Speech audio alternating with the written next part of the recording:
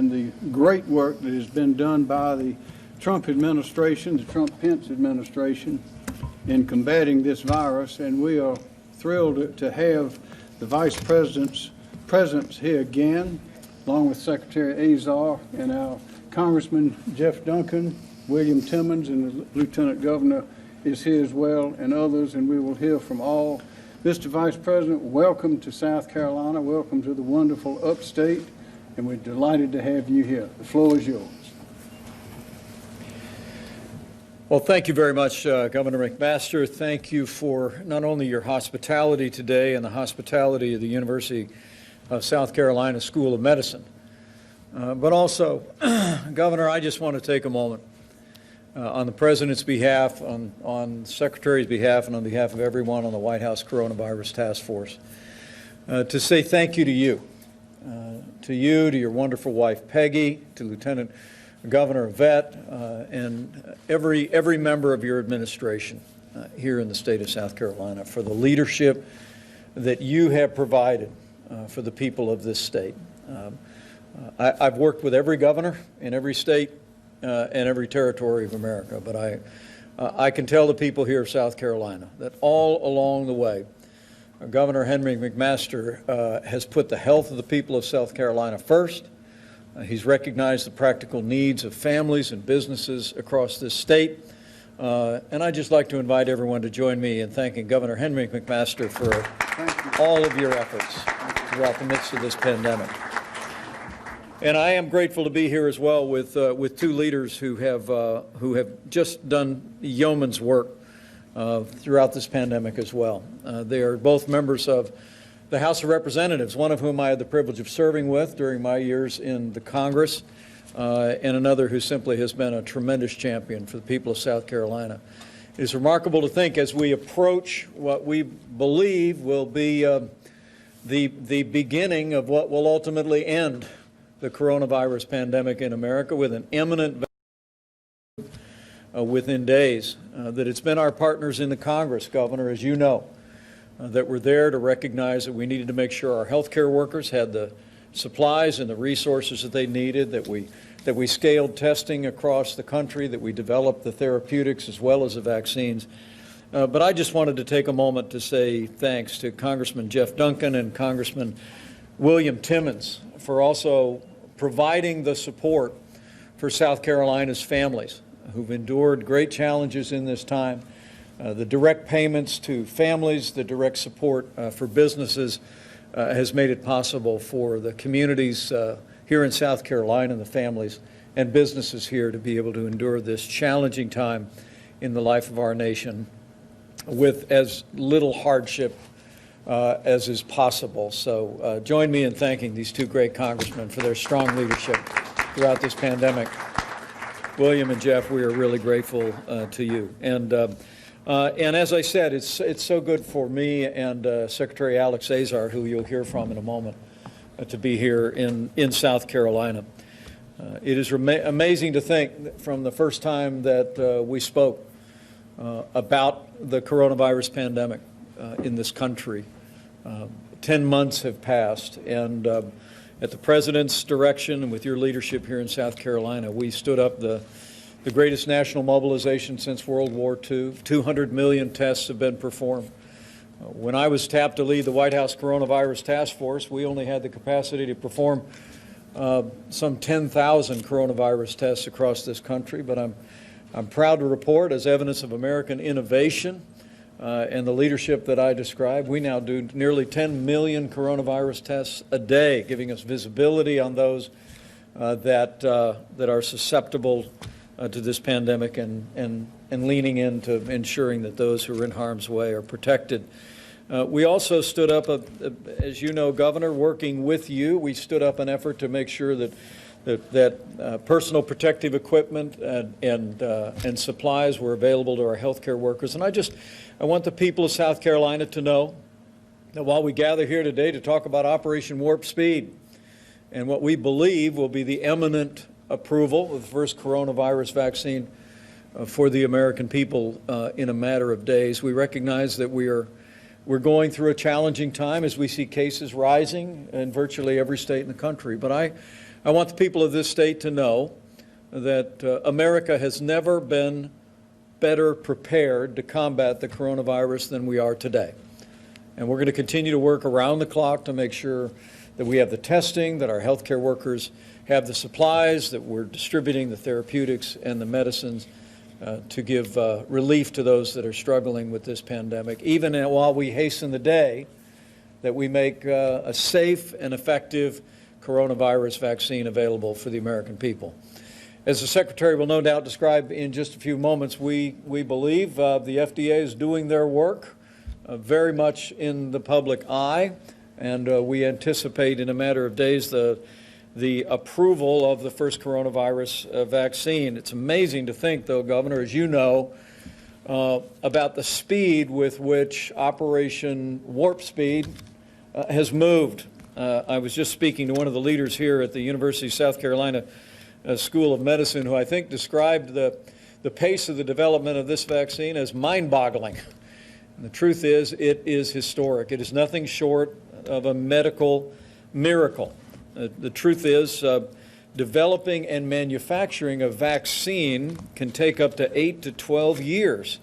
And we are literally on track because of extraordinary leadership at every level, because of the support of these members of Congress, and because of American scientific innovation. We're literally on track to have a safe and effective vaccine available for the American people between 8 and 12 months. That is unheard of, but it's a testament to this president's impatience as a leader, his willingness to say to everyone, we're going to do things safely, but we're going to do them differently. I mean, it's important for people to understand that we've cut no corners in the development of these vaccines. We have cut red tape, and we've done things on a dual track for the first time, Mr. Secretary, in the history of vaccine development in this country. Literally, at the President's direction, we literally purchased vaccines from companies before they were approved, so that in the event that they became approved, we would have millions of doses. And we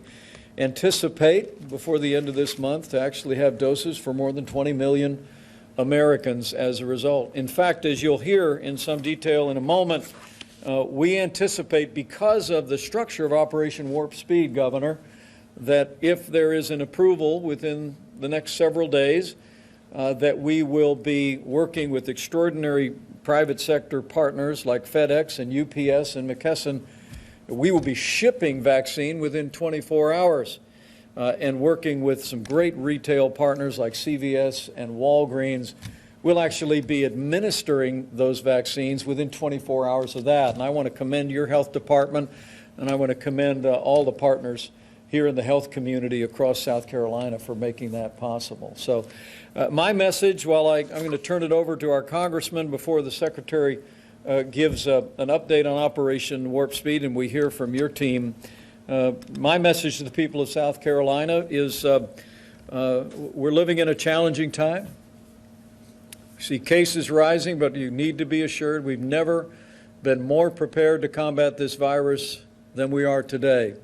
And people deserve to know that we are just a few short days away from what I believe will be the beginning of the end of the coronavirus pandemic in America.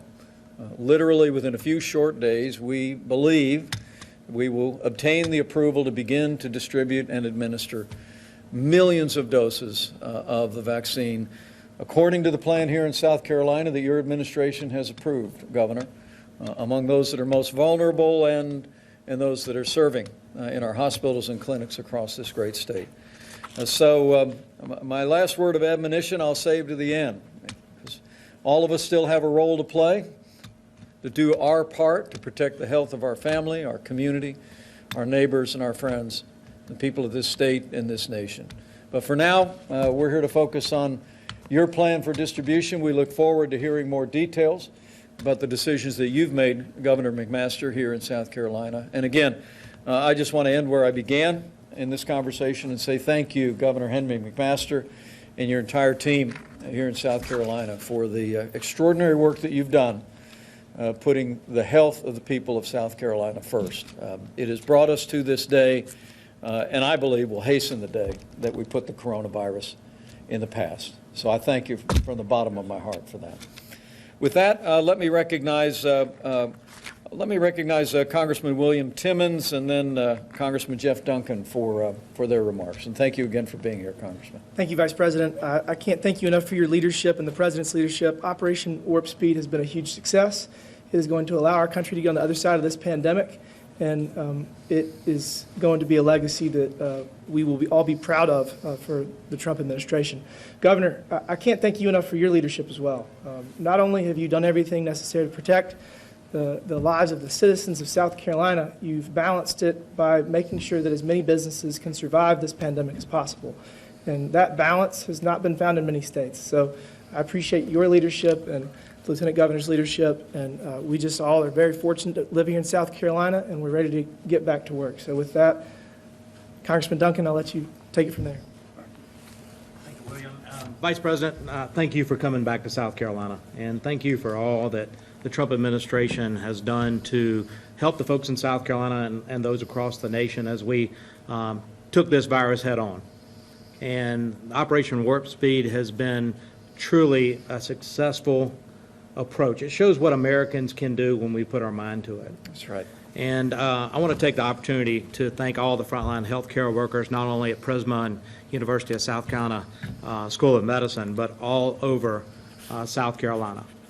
They are working long hours, working hard hours, and I want them to know that they are in our thoughts and prayers daily because they are truly on the front line in this battle against COVID-19. So thank you, and Secretary Azar, you've done a tremendous job.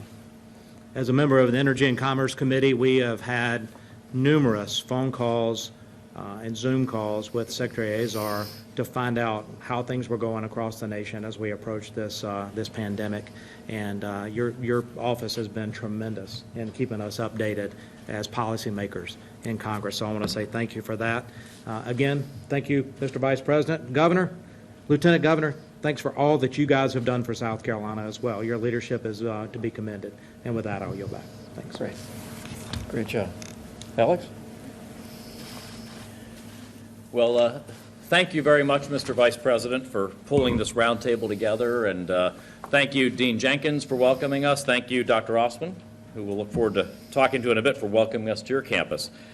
And thanks, of course, to Representatives Duncan, Congressman Duncan, I've gotten to work with on the Energy and Commerce Committee, a great leader, supportive of everything we've done at HHS. Congressman Timmons, another fantastic leader from South Carolina. Thanks for being here and joining us. And I just want to, as the Vice President did, express a special appreciation to Governor McMaster. You know, I get to be with the Vice President every week on the video calls that we do with all of the nation's governors, and I can tell you the people of South Carolina have in Governor McMaster very much a partner in every element of this response. You and your team in South Carolina have done just a fantastic job, and we really appreciate your partnership, especially working to protect vulnerable South Carolinians who are in long-term care facilities, while also taking into account their mental health needs and the role that their families play in supporting them. You've been balanced in everything that you've done. It's incredibly important that we get that balance right, that we're protecting people who are high at risk, but thinking also about the holistic vision of caring for patients and families, and you have done that. We're here in South Carolina because partnerships between the federal government and state governments are vital to getting safe and effective vaccines to every American who wants one. And as the Vice President said, the time is now. The FDA Advisory Committee is meeting as we speak on the Pfizer vaccine in a public hearing. And if all remains on track, we could see FDA authorization of the first vaccine in the United States within days. And as the Vice President mentioned, product would ship within 24 hours. But here's the important thing. 20 million Americans could be vaccinated just before the end of this month in December. A total of 50 million Americans could be vaccinated by the end of January.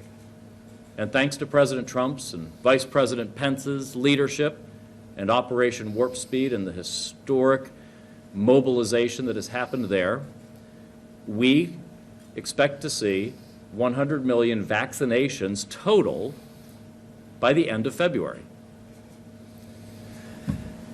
that the foundation of this were the three key partnerships of Operation Warp Speed, and you've seen two of them so far. One is the partnership across the federal government between HHS and the Department of Defense under the President and Vice President's leadership. The second is the partnership with the private sector, the government working with and mobilizing these great biopharmaceutical companies here in the United States. But the one that now is really going to be so critical is that third partnership, the partnership between the federal government and the states on distributing vaccine. I knew from the start that states needed to play a key role in the distribution and allocation of vaccines because we went through exactly this kind of planning for pandemic flu vaccination in the 2000s under President Bush when we implemented our state-based pandemic flu plans. We built strong partnerships with the states as part of that. So what is the role of states and why is it so important? The distribution of the physical vaccines from the factory to the front lines will generally be done by the healthcare distributor McKesson, which works with FedEx and other partners who do the actual shipping. In the case of the Pfizer vaccine, Pfizer will ship directly through FedEx, and we will use McKesson to marry their product up with the vaccine administration kits that Operation Warp Speed has procured and assembled. Over 100 million assembled already. States are in charge of telling us where the vaccines should be shipped. They've been working on their allocation plans with CDC and OWS for several months now. And they can draw on the recommendations of CDC's Advisory Committee on immunization practices, the advice of the National Academies of Sciences, and their own best judgment to develop the best allocation plan for their own citizens' situations. States have different circumstances and are in different epidemiological situations, so state leaders are in the best position to take these general national recommendations and translate them into more precise guidance that fits their state and their conditions. In general, states will also be giving us information about providers to whom we will ship vaccines, pharmacy partners, hospitals, community health centers, and the like. We've paid for the vaccines. We've paid for the shipping costs. The administration costs for these will be borne by private sector partners like healthcare payers, private insurance, Medicare, Medicaid, as well as our program to cover COVID-19 expenses for the uninsured. We've reached agreements with pharmacy chains and independent pharmacy networks so that states can have products shipped directly to them, where those private partners will handle administration. That includes, for instance, an agreement with CVS and Walgreens to administer vaccinations at long-term care facilities like nursing homes and assisted living centers, an overwhelming share of which have signed up.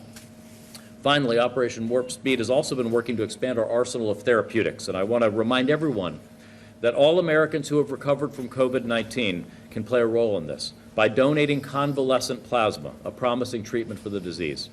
If you are within 3 months of recovering from COVID-19, and that includes millions and millions of Americans, you have a chance to donate plasma and you can help save a life. Please contact the American Red Cross, your local blood bank, or visit coronavirus.gov to learn more about how you can volunteer and give the gift of life. With that, I want to hand things over to our great Governor McMaster, who will lead us in a discussion about South Carolina's distribution plans. Governor McMaster? Thank you, Mr. Secretary. And again, I'll jump in very quickly there. Yes, sir. With your permission, Governor McMaster, I wanted to thank Secretary Azar for that great description, but I also wanted to give all the great South Carolinians gathered here a word of appreciation. I hailed from Indiana when I took this job as Vice President, and we looked to Indiana to find someone I'd known for many years to lead Health and Human Services after a few short years. And I must tell you, having worked, Governor, shoulder to shoulder with Secretary Alex Azar throughout this pandemic, that America's been so well served by your leadership, your dedication, and countless hours. And I just want to invite everyone here to join me in thanking Secretary Alex Azar for a job well done. Well, Governor, as the Secretary described, and I think it's important for people of South Carolina to know that while we mobilized research companies early on, while the federal government, with the support of these congressmen, was able to actually fund the manufacture of vaccines, and through the advisory process, the CDC has made recommendations about to whom these vaccines go. We followed all along an approach to this pandemic that is federally supported but state managed.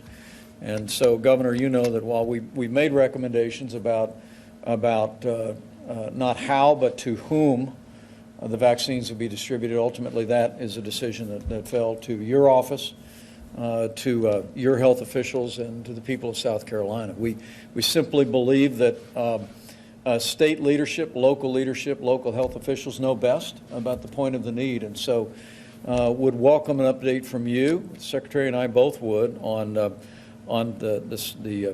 recommendations. We've reviewed your plan. It's South Carolina has a great plan for getting vaccines distributed to South Carolinians most in need, and that would be most beneficial to supporting the healthcare system across this state. But I'd love to hear some detail from you about decisions that you've made and any ways that we can leave from here and continue to be helpful as you implement a distribution plan for those vaccines that we believe will be available very soon. Governor? Thank you, Mr. Vice President. I'd like to echo those words and others. You and Secretary Azar have been on the telephone, have always been 100% available without ceremony and formality. And I think we've discussed, you've heard before, we've had video conferences at least 45 or 50 times, and there have also been some that had the President participating as well. But I have never seen, and no one that I know has ever seen, such massive participation, collaboration, communication, and cooperation among the federal government, the state governments, and everyone involved. And it is quite a tribute to the understanding of the needs of the nation that what this administration has put together. Thank you, guys. So we in South Carolina, on behalf of 5 million plus proud, happy South Carolinians, we do want to thank you for an extraordinary effort. Has been mentioned the getting the vaccine produced in a record, extraordinary time that no one could have imagined. And not only that, that is an enormous accomplishment, and great thanks to President Trump for his enormous leadership. But also the decision to have while the development was going on, to have the production to be going on at the same time. So when we got the vaccine approved, it'd be ready to go instead of having to wait again. A lot of new, innovative thinking went into this, and we deeply appreciate it. There are a lot of people in South Carolina alive right now because of the leadership that you've given us. And I want to thank those that are here. I want to thank PRISMA, the University of South Carolina, Dean Jenkins, and all involved. But I especially, and the Congressman, we appreciate so much the work you did on the CARES Act to get that done, working with the President and Vice President, because it has made an enormous difference. But I also want to thank the people of South Carolina who've accepted these limitations and hardships with dignity and grace and cooperation and understanding, and have done so without complaint and certainly without rejection. And it's always a pleasure to work with the people and for the people of South Carolina. And there's one hint that this is not something new. One of our great four-star generals once said that there's more patriotism per square inch in South Carolina than any other place in the world. And I tend to agree with that, and I think that is reflected in the kind of spirit that we have seen in this very trying episode. Mr. Vice President, the details, I will try to be brief, although they are details, and I will recite them. Some of you have heard them before, but I think they bear repeating. We know how to, we have determined that there are many ways to fight this virus, but the best way, the better way is to have fewer restrictions and more advice. And that is what we have done. We know that we're wearing a mask, social distancing, washing your hands routinely, and now we know that staying outside as much as possible and being in the fresh air instead of being locked up as some people were when they visited the beaches back on Memorial Day.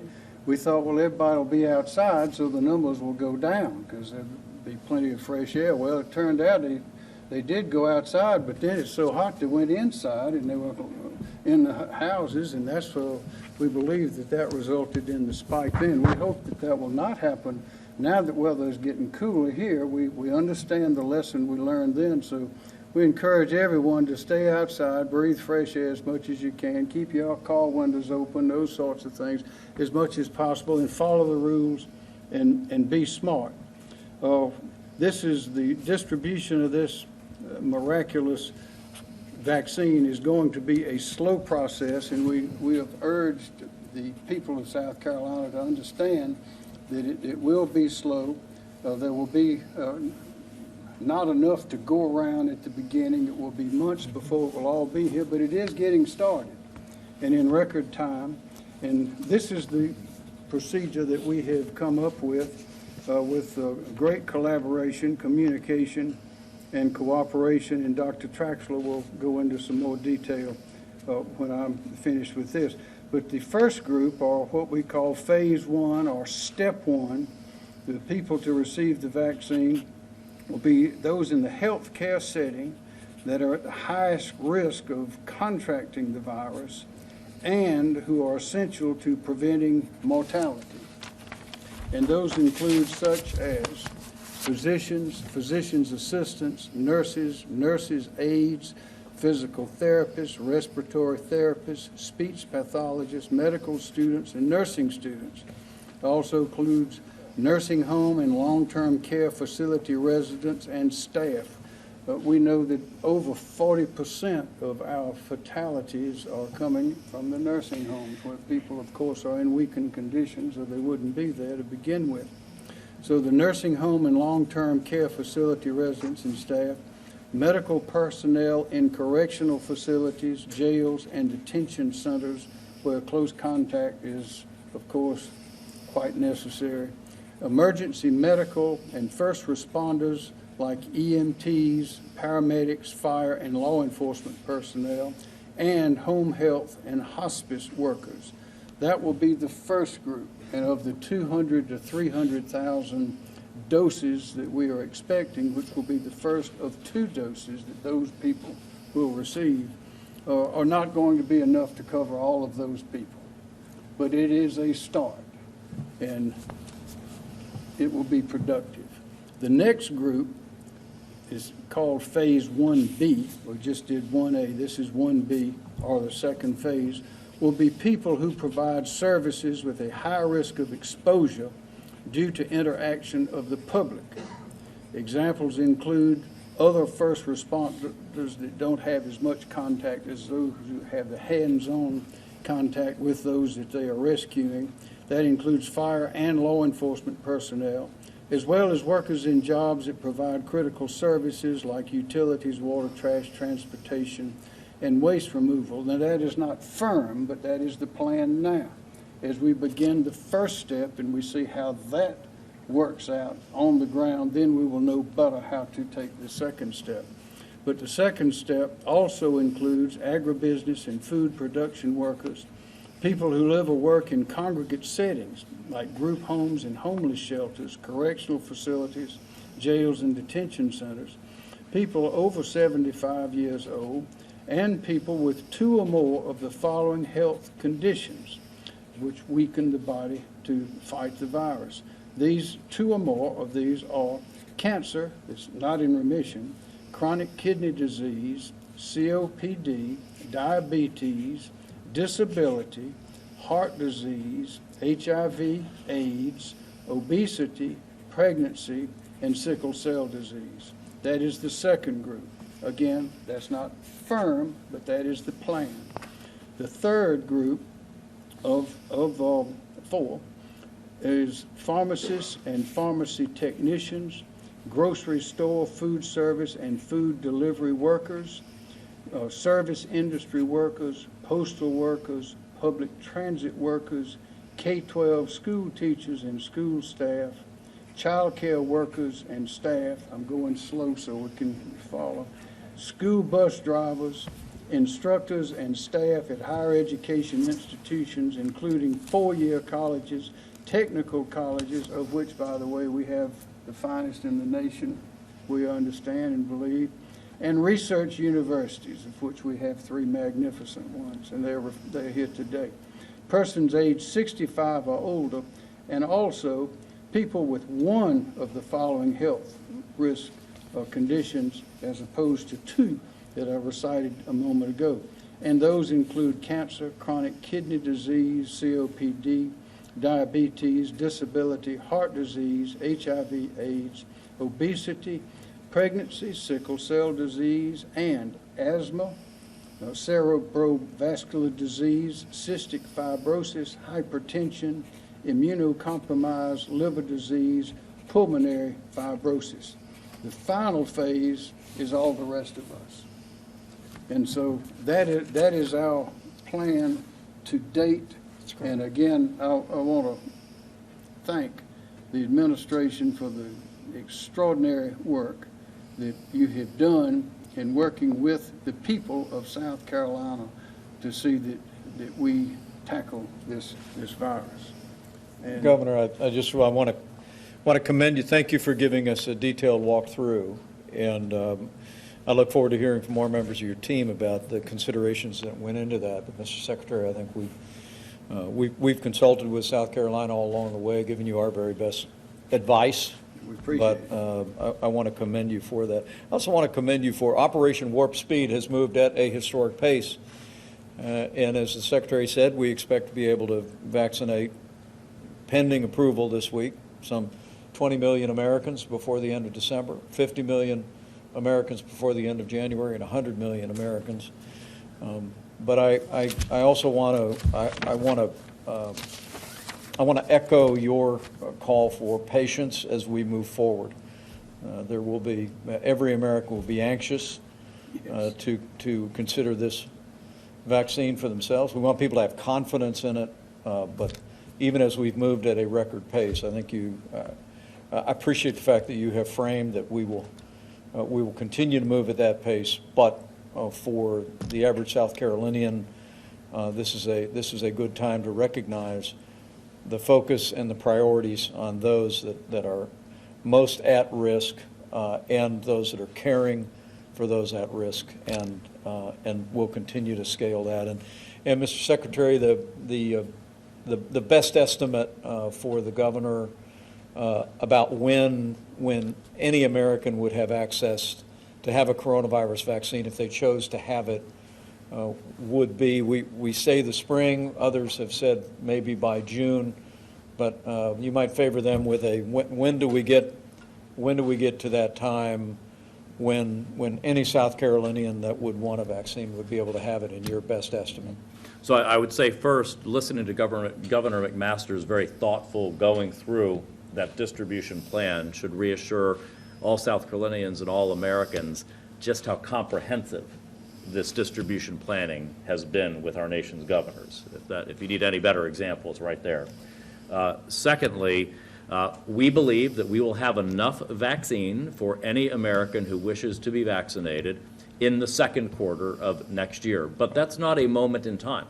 Literally every week, going right now, we get more and more vaccine from whether it's Pfizer or Moderna, and we hope eventually adding in companies like AstraZeneca, Johnson & Johnson, Novavax, Sanofi as part of our portfolio, producing 5, 10, possibly even 20 million doses a week progressively as we move forward. So what I've said is there could be, Mr. Vice President, starting in the month of February, depending on a governor's prioritization, more general access to vaccine in late February into March, and certainly into April, general, quote, general vaccination programs.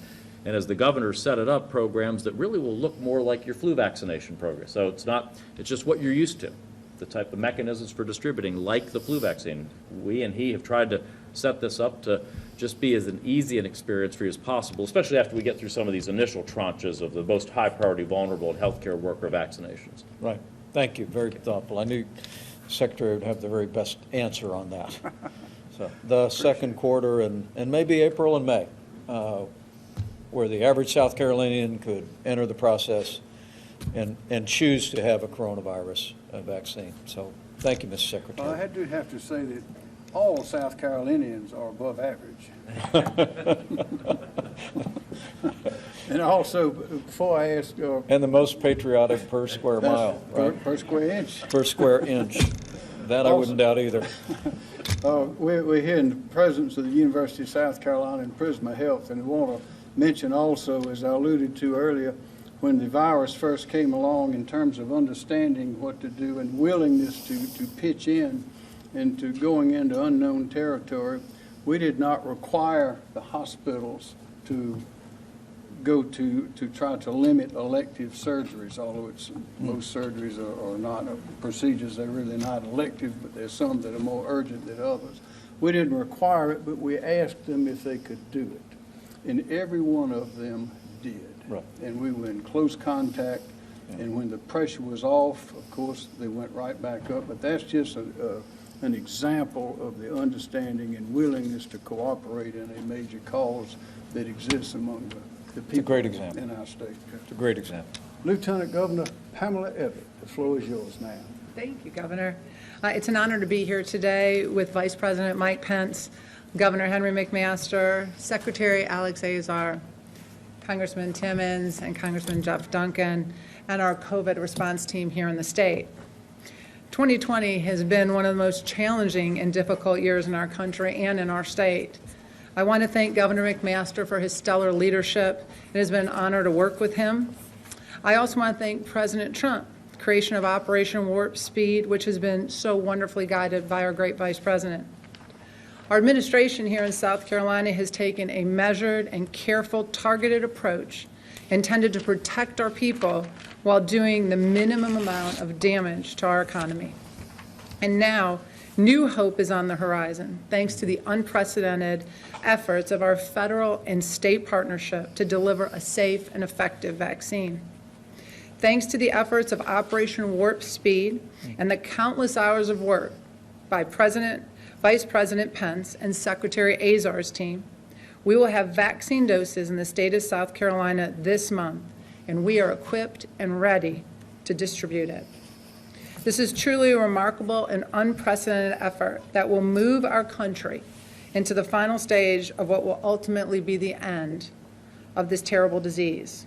Of course, I want to thank our always supportive and effective members of Congress. Team South Carolina is in full gear, and it has proven effective. Two stars of that team are here today, Congressman Jeff Duncan and Congressman William Timmons. Thank you for your leadership. You provided federal assistance to combat and mitigate the spread of this virus to our state, while also providing the much-needed resources for citizens struggling during this unprecedented time. We recently completed the 2020 census in South Carolina, an effort that I was privileged to oversee. An important part of the outreach method and models used for the census completion will be similar to our distribution plan, to educate and encourage the citizens to take the vaccine. We must recommit ourselves to protecting our population in much of the same way we conducted the census, by performing outreach to vulnerable citizens, including senior adults, resident and convalescent facilities, rural communities, or minority communities, people with chronic diseases and weakened immune systems. We will use our trusted community partners, such as our faith community and our local leaders, in making sure that people are aware of the testing opportunities and the risks associated with not taking the vaccine and its impacts on the general public.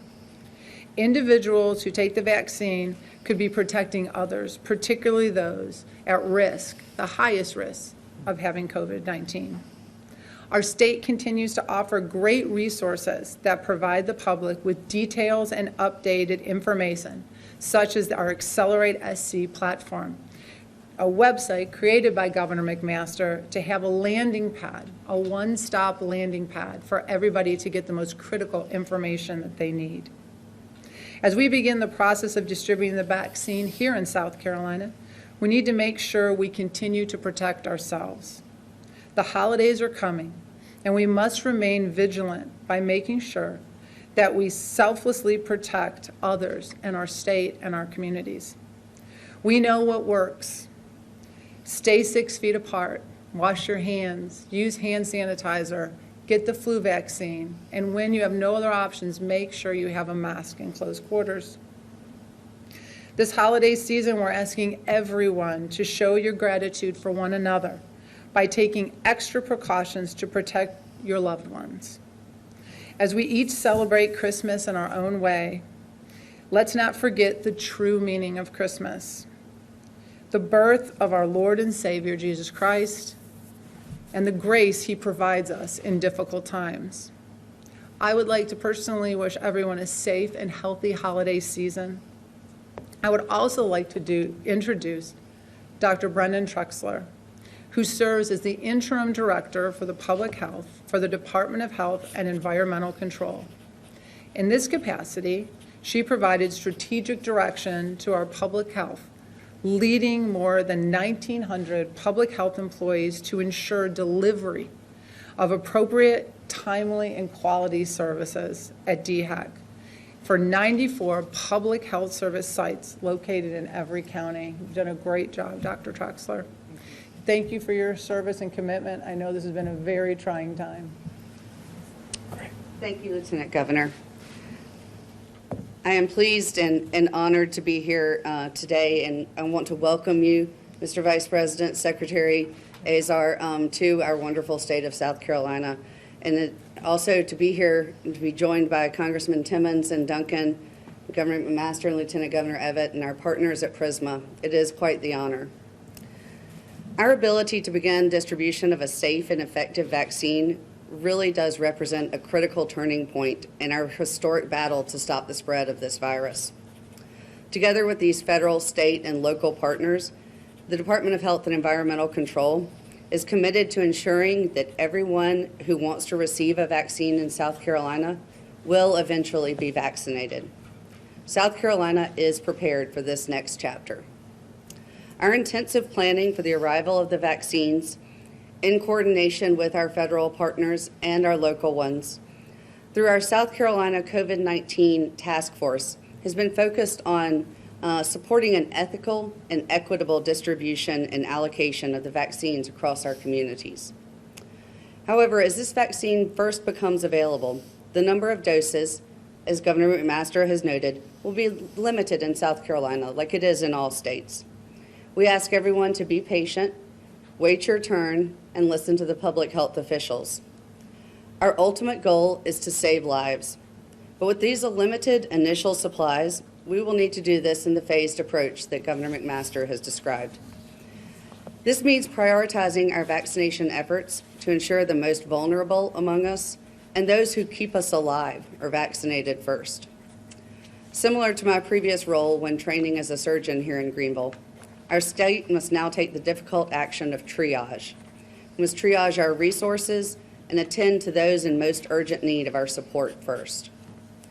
Our South Carolina COVID-19 Vaccine Advisory Committee, comprised of representatives from many different groups of people in our communities, has met weekly for months and continues to meet weekly to draft recommendations, as Governor McMaster laid out, for a phased allocation. They've reviewed the CDC's Advisory Council on Immunization Practices Phase 1A guidance and provided their recommendations, which align with this national strategy. South Carolina will be vaccinating those in Phase 1A as recommended by the state's advisory committee with that overarching goal of preventing death. This includes attending to our frontline healthcare workers first. Those are the workers in the hospitals who are the most critical for saving lives and most at risk for exposure to COVID-19. As Governor McMaster said, these are some of our nurses, physicians, respiratory therapists, laboratory and radiology technicians, and many other medical professionals who are treating COVID-19 patients. He has laid out very well some of the other groups that are in Phase 1A, so I'm not going to read them again. But from the front lines to the front of the line, our frontline medical personnel have really fought heroically throughout this event response to protect the health and safety of every one of us. And they did this while knowing that they were at high risk of contracting COVID-19 themselves. This is our way of protecting these frontline healthcare workers first so that they can continue to protect all of us. We must also take the swift action to protect those among our most vulnerable.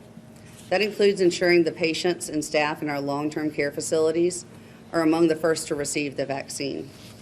We have opted into the pharmacy partnership established by the federal leadership of the Operation Warp Speed and those here today, which we want to thank them for. Under this partnership, South Carolina has allocated vaccine to our long-term care facilities, which will be administered by CVS and Walgreens. By utilizing this partnership for vaccination in our nursing homes and assisted livings and other similar facilities, DHEC can focus its attention on the logistics of providing vaccine to those other groups that are in Phase 1A. This is being performed in close partnership with local providers, such as Prisma Health, who is here with us today. Together with South Carolina's Emergency Management Division, its National Guard, its Hospital Association, and Law Enforcement Division, along with these local partners, DHEC is operationalizing the state's vaccine plan, which, as we appreciate CDC and HHS reviewing and providing feedback on. DHEC is confident that enough vaccines will be available for the general public very easily within the next year, and we appreciate Secretary Azar's update on where that stands. Until that time, though, we all have to be patient and continue to wait our turn. Until the vaccines become readily available, we're calling on all South Carolinians to step up by stepping back, to allow the public health care professionals to do their jobs and provide the vaccine quickly to those who are at highest risk of spreading the virus, contracting the virus, or at highest risk of death. And so we want all South Carolinians to understand that it will take some time to vaccinate a large enough portion of the population to allow us to change some of our current safety practices. This means we all must continue to act by taking those small steps that make big differences. Wearing your mask, getting tested and staying home when you're sick, avoiding large group gatherings, and practicing social distancing. We just need everyone to hang in there a little bit longer. And we acknowledge, as been noted, that some people are skeptical of not just this vaccine, but of all vaccines. We're fully aware of the vaccine hesitancy, and we absolutely understand why some people may feel this way. But I want people to know that these COVID-19 vaccines are safe and effective. We got here quickly because we had such a head start on developing them and because of the excellent leadership of Operation Warp Speed. Picking up where fellow scientists and medical professionals began with previous outbreaks, such as related coronaviruses like the SARS outbreak, has led our scientists now to be able to move forward very quickly at such impressive speeds to develop the proven and safe and effective vaccines against COVID-19. And we know that no vaccine will be authorized for use without being subjected to the rigorous testing and independent review that's required by both the FDA and CDC. And so with that, I want to thank you again, Mr. Vice President, Secretary Azar, and our other distinguished guests for being here today. We look forward to continuing our work with our federal partners, the governor, and our other state partners, the rest of the members of the COVID-19 task force in the state, and our very important local partners, exemplified here today by Prisma, to ensure a fair and equitable distribution of this vaccine and put an end to COVID-19. Together, we are one huge step closer to ending this pandemic. I would now like to ask Dr. Eric Osmond from Prisma Health Upstate to speak on the local perspective. Dr. Osmond is Prisma's Chief of Preparedness and a practicing emergency medicine physician. Dr. Osmond? Very good. Thank you, Dr. Traxler. And I am incredibly honored and awed to be sitting here today, 10 months after the beginning of the onset of this virus. This has been an incredible journey, and I am simply a humble representative of a very large organization at Prisma Health and the University of South Carolina.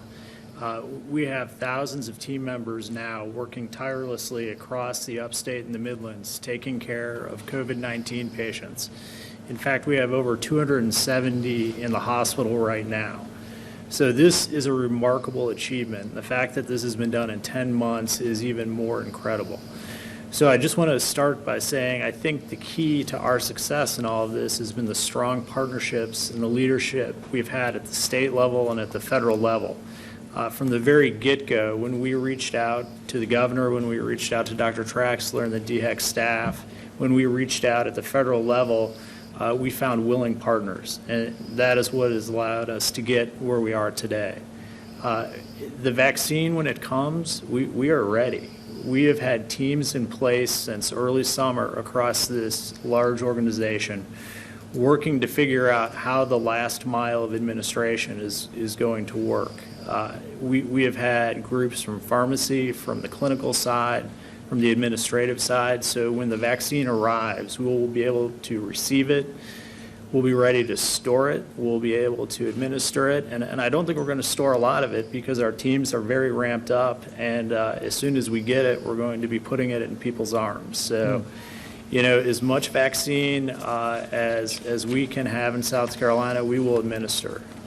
Our teams have done some really novel things, using drive-through lines for testing, using telehealth, and we're going to leverage all of those capabilities for the vaccine administration. So I would say to Dr. Traxler, thank you for your leadership. It's been a pleasure to work with DHEC, and importantly, I really do want to recognize Vice President Pence, Secretary Azar, Representative Duncan, Representative Timmons, Governor McMaster, and the Lieutenant Governor, because without all of you here today, this would not have been a 10-month process. And lives will be saved, and people will be comforted. So I would like to thank you again, and happy to take any questions. Great job, Doctor. Great job.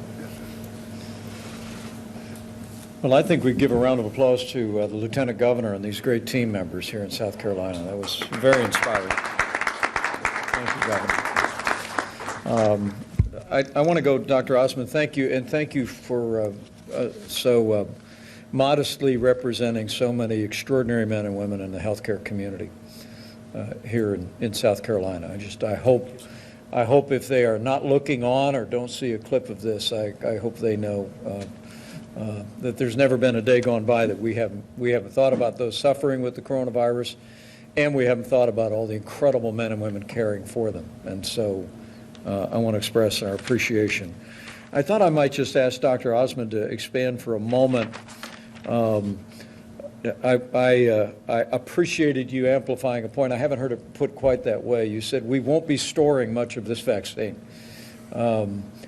You said when we get it, we're going to be putting it in people's arms. Can you talk about that time frame? And then I'm going to turn over to Dr. Traxler for another follow-up on some of her thoughtful comments. But how quickly in the state's distribution plan do you at Prisma anticipate literally administering, assuming that we get an approval in the next several days and ship it within 24 hours? Right. So we have taken the DHEC plan and the federal plan, and we have operationalized that at the Prisma level, identifying very specifically who are our at-risk frontline workers and in the order of vaccination that we're going to perform. We're going to be using two of our largest facilities initially here in Greenville and then also in Richland as the hubs for vaccination. So as soon as we have the vaccination within the system, we're going to start notifying these already pre-registered employees that it is available, and they will self-schedule into a slot, and we're going to have teams from our employee health, our business health, and all across the organization prepared to give those immunizations. So as I said, you know, we are overjoyed that this day has come and are prepared to execute. And so, Dr. Osmond, you're saying under the governor's 1A plan that you've already pre-identified the healthcare workers who fall in the categories. I think, Governor, you said it was healthcare workers that are at the highest risk, healthcare workers that are most essential in dealing with those struggling with the pandemic. So those people already know they're on the list and will be in line to get the first round of vaccines. Yes, sir. We've already pre-identified those individuals. Well, I think Governor, that's really commendable on PRISM's part, on your part. But I want to encourage people with Ms. Secretary that they're very, very similar to the plan that virtually every state and territory in the country has. And so the speed that we're talking about here, shipping within 24 hours, literally going into people's arms within 24 hours is all in the works. And I like the way you put it, and I thought it'd be good to have you amplify that, and I appreciate it. And thanks for your kind words and your great work, Dr. Osmond. Thank you, sir. Dr. Traxler, I really appreciate your work and your thoughtful comments. You described that the state of Carolina was going to put the priority on those most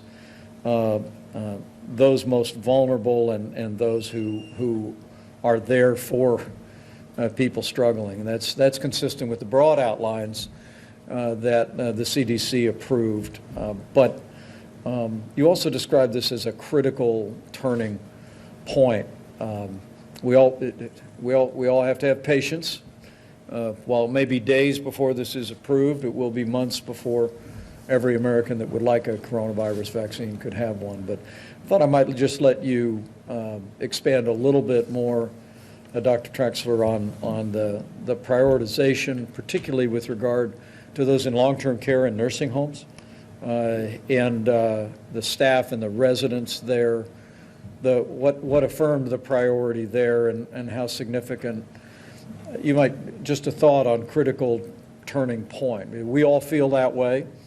As I said in my remarks, we feel like this is the beginning of the end. But I was struck by you talking, this is really a turning point. I thought it might give you a chance to describe that from your great healthcare background. Certainly, and thank you, Mr. Vice President. So I agree that hope is present. This is really a pivotal change because we are seeing this vaccine not just as a hypothetical in the future, but it is a reality now, thanks to the strong leadership of your administration and Operation Warp Speed. And so we do see these two groups as really being the initial ones that we want to receive the vaccine, those frontline healthcare workers that are saving lives, and then those that are vulnerable in the nursing homes and assisted livings.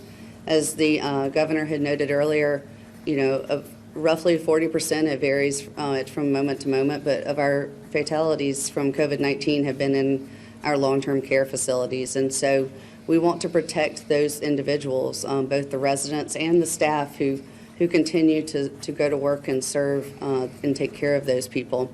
And so we have allocated roughly half of this first numbers of doses. We're anticipating between 200 and 300,000 already by the end of the calendar year from Pfizer and Moderna. And so roughly half of that will be going to the partnership with the pharmacies for CVS and Walgreens to be immediately right away, as you guys have so wonderfully operationalized, into these facilities to start vaccinating.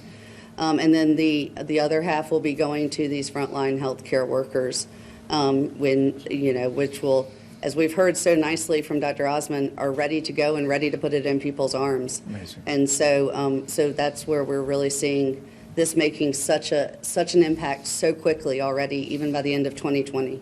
And are you confident, Dr. Trexler? I mean, we've got great partners, Secretary, don't we, with CVS and Walgreens. They will actually be going into the nursing homes. They'll actually be administering the vaccines, both to seniors who are residents as well as staff. And you're comfortable with the priorities that the governor and your administration have outlined, we'll move out efficiently with seniors with that initial round. Absolutely, sir. This pharmacy partnership that you all established is allowing us then to put our operationalization into the frontline healthcare workers, because we have full confidence in CVS and Walgreens and their abilities to vaccinate in these facilities. Great. Well, that's a great affirmation, Dr. Trexler. Thank you so much. And we, one of the heartbreaking things we realized early on is that seniors, particularly those with serious underlying conditions, are the most vulnerable to heartbreaking outcomes with the coronavirus. And as Governor, as you said, some 40% of our fatalities in this pandemic have been in long-term care facilities and nursing homes. So I want to thank you, Governor, and thank your team for putting a priority on our seniors, and just as importantly on the staff that are coming and going from the community back into the facilities to keep our seniors safe. We think, we really believe it'll make an immediate impact on saving lives by really focusing vaccines on the point of the need. I'm going to give it back to the governor before I make any final comments, but I'm very partial to number twos, so I didn't want to not take a moment to say, Lieutenant Governor Yvette, thank you for all your great work in this. You've been a terrific partner as well.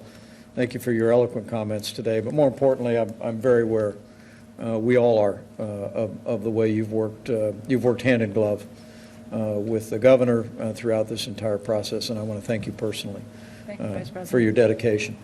Governor, any parting thoughts for the people of South Carolina or for us members of the task force or these congressmen? Only these, I want to say again that we all appreciate the great determination and effectiveness and foresight and innovation of President Trump and you, Secretary Azar, and others who have, as Dr. Osmond so well explained, and Dr. Traxler, to make this moment possible.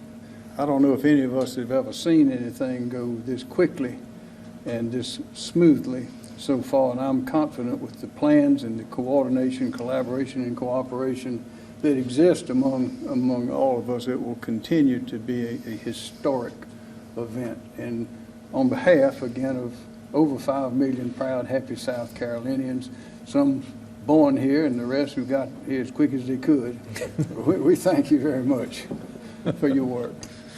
Well, thank you, Governor McMaster. Thanks for your great leadership, members of your team who are here, these two great congressmen I know. I speak on behalf of Secretary Azar, our entire team, and our president when I express appreciation and our ongoing commitment to partner with you until the day we put the coronavirus in the past. We've been through a very challenging year in the life of this nation, and I'm truly grateful, Governor, for your leadership, for the tireless efforts of your team. I'm grateful to the healthcare workers on the front lines, as Governor Duncan so eloquently said. We just appreciate the heroism that's been demonstrated quietly each and every day in the hallways of our hospitals and clinics across the country. But we're also just very grateful to the people of South Carolina for your cooperation over the course of the last 10 months. And with Operation Warp Speed in full effect, and with us just perhaps a few short days away from having the first safe and effective coronavirus vaccine, I'm proud to report to the people of South Carolina that hope is on the way.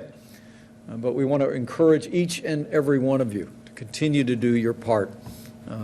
While we anticipate have some 20 million doses to administer to the most vulnerable and to our healthcare workers all across this country in the days ahead. With rising cases, rising hospitalizations, we just simply want to encourage everyone in this great state and all across the country to just continue to do your part. We all know what to do to slow the spread, to flatten the curve, to save lives. And we just encourage you to do that in every way possible. Wash your hands, practice social distancing. As the governor said, stay outside as much as you can, keep those windows down. Wear a mask whenever you can't social distance or whenever it's otherwise recommended or indicated. And I'm more confident than ever that we're going to get through this. We're going to get through this because of the extraordinary innovation of our research companies and scientists in this country, the extraordinary work of our healthcare workers, the dedication of people at every level across the federal government and here in your administration across the state government, with the cooperation of the American people and with God's help in this season of hope. I know that we'll get through this. We'll heal our land and we'll get through this together. So thank you all very much. Governor, thank you very much. It's an honor to be with you all.